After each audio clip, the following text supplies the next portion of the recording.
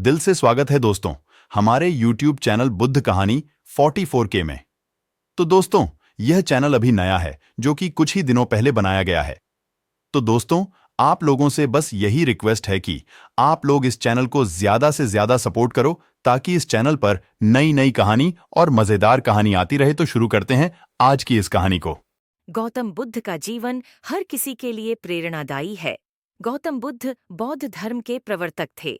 इनका जन्म 483 ईस्वी पूर्व तथा महापरिनिर्वाण 576 ईस्वी पूर्व में था।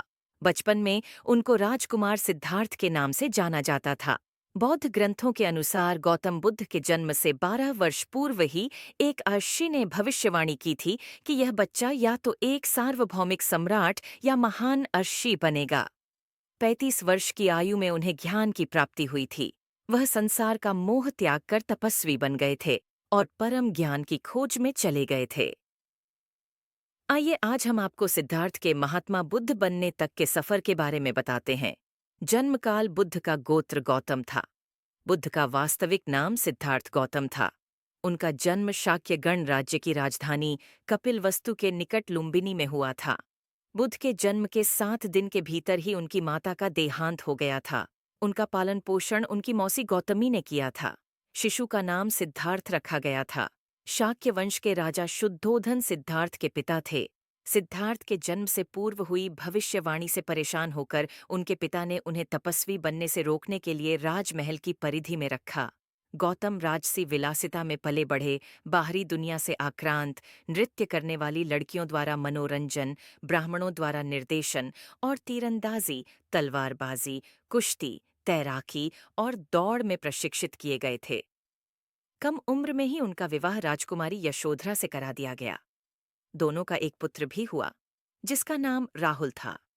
गौतम बुद्ध की वजह से बदल गया इस स्त्री का जीवन। जाने कैसे सिद्धार्थ बचपन से ही अत्यंत करुण हृदय वाले थे। वह किसी का भी दुख नहीं देख सकते थे। इतने प्रयासों के बाद भी 21 वर्ष की आयु में उनकी अपने राज्य कपिलवस्तु की गलियों में उनकी दृष्टि 4 दृश्यों पर पड़ी। ये दृश्य थे: एक वृद्ध विकलांग व्यक्ति, एक रोगी, एक पार्थिव शरीर और एक साधु।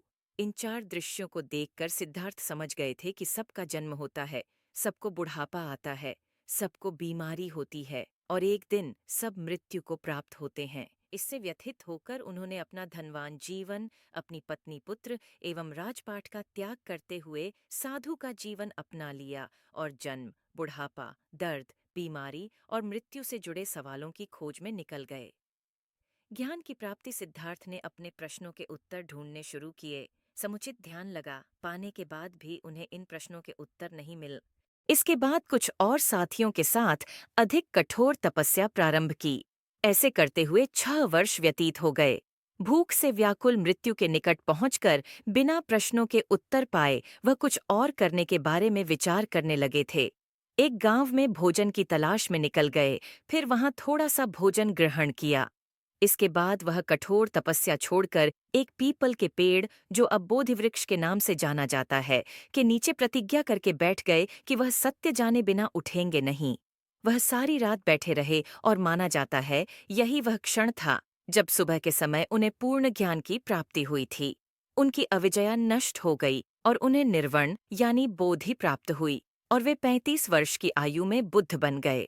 बुद्ध को शाक्य मुनि के रूप में भी जाना जाता है।